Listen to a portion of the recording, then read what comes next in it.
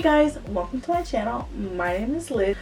Today is going to be a top 10 recommended alien films. So these films are either recommended PG-13 or rated R. The first movie is Prometheus. It is a rated R film and it runs about 2 hours and 4 minutes long. It was released 2012 and received a 73% of Rotten Tomatoes.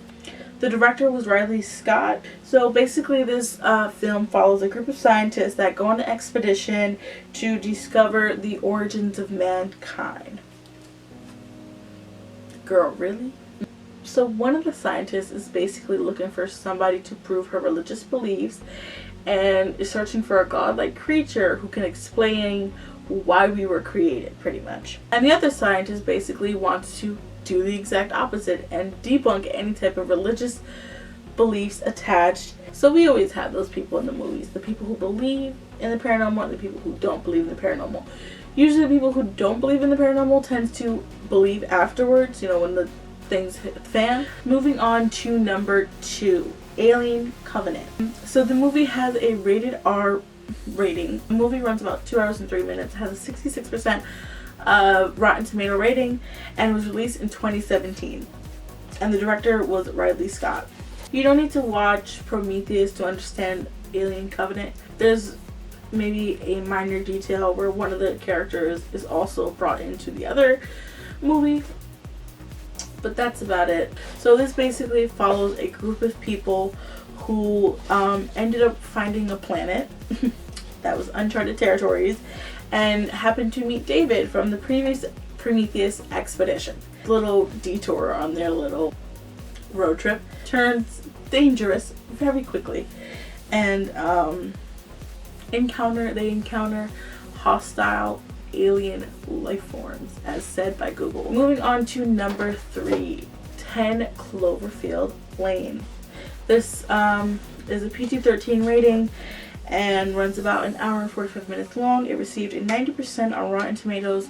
I personally wouldn't give it that rating. I feel like it's probably much lower, like maybe like 70% personally, but I still like it. The movie was released in 2016 and the director was Dan Trachtenberg. So basically Michelle gets into this car accident. She just wakes up in somebody's bunker pretty much, and he's telling her that it was a chemical attack and she can't go up to the surface because the air is not breathable. And after a while she starts to question him and she's like, you're a little bit too much for me right now. I'm gonna need you to give me my space. There's not enough here in this bunker, but I'm gonna need you to fall back, pretty much. So she tries to dip, so she tries to leave. He's not having it. Moving on to number 4. Again, you don't need to watch 10 Cloverfield Lane to understand Cloverfield Paradox, so don't even have to worry about that. Cloverfield Paradox is rated PG-13. It's an hour and 42 minutes long, and it got a 28% on Rotten Tomatoes. Savage. And it was released in 2018. The director was Julius Onoha. So basically there are these scientists who are orbiting around the Earth in a spaceship, and they're trying to find an alternative energy source because back in Earth they're running out of energy. So basically they start testing out different types of energy sources, and then they find one. So the scientists find a way to use this unlimited energy source. However, it causes a paradox, an alternate reality, which is much more dangerous, and they start to intertwine. So moving on to number 5, Arrival. This is rated PG-13. It runs about an hour and 58 minutes long. It received a 94% on Rotten Tomatoes and was released in 2016. 2016, Liz? What?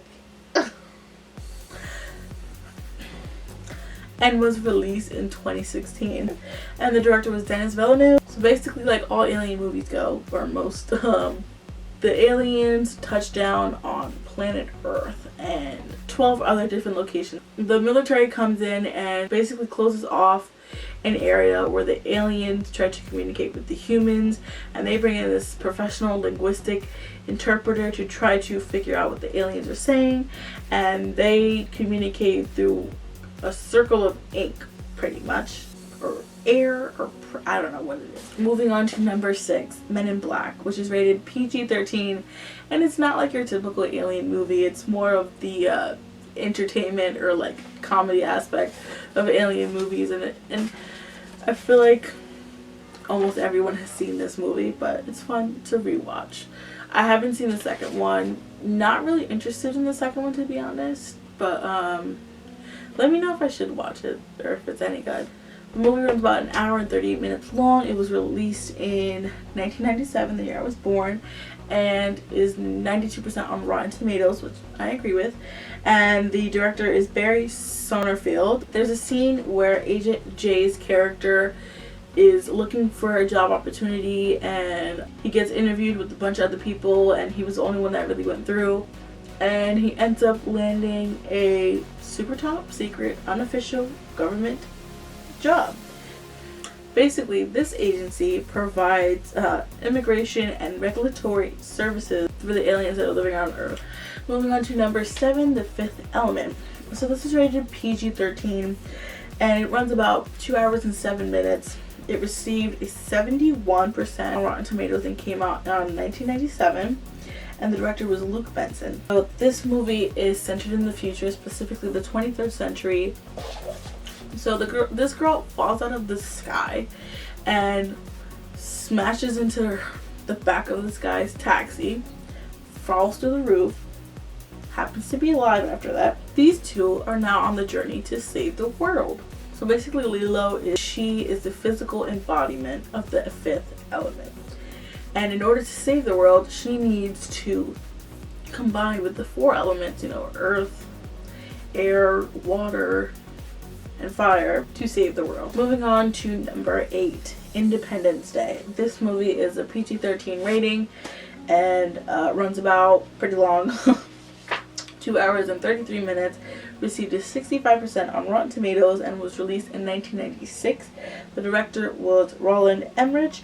So basically, these aliens land on Earth, cover a huge percentage of the population, and all on the 4th of July. Great way to start a picnic, isn't it? Hey, we have to go fight these aliens. Hold my hot dog. Like, can you imagine? Moving on to number 9, The Fourth Kind. This is rated PG-13, but it should be rated R, to be honest. It's pretty terrifying. It was an hour and 38 minutes, and it received an 18% on Rotten Tomatoes and was released in 2009. The director was Olo Tudani Osunasami. This movie follows a psychologist in Nome, Alaska, where there's a bunch of strange disappearances following back many years, and no one in that town can explain why. They're all just unsolved cases. And she's putting a lot of her patients under hypnosis so they can remember certain accounts that happen, like, right before they fall asleep, or, while they're sleeping, what they're dreaming about. She starts to realize, like, a lot of her patients have a lot of similar stories. They're all seeing the same white owl. She believes it's an alien abduction. So they're interviewing Dr. Abigail Taylor, and she's narrating and recounting all her previous experiences with the situation. So basically, the movie follows a format where, not during the whole entire movie, but a lot of it, they're comparing the actual footage that was recorded during, like, on the true story that was recorded, and they're reenacting them with actors. So moving on to the last one, which is Alien Resurrection. This one has a rated R, and it runs about an hour and 56 minutes long. It received 56% on Rotten Tomatoes. It was released in 1997. The director was Jean Perry Nuet. This movie follows 200 years after the main character sacrificed herself to save the human race in a previous movie, Alien movie. But you don't need to watch that other Alien movie to understand this one. It's completely different cast, completely different scenarios. And so the only thing you really need to know is that Ellen's DNA was duplicated and cloned in order to extract the alien fetus from her body. However, Ellen's DNA becomes intertwined with the alien queen,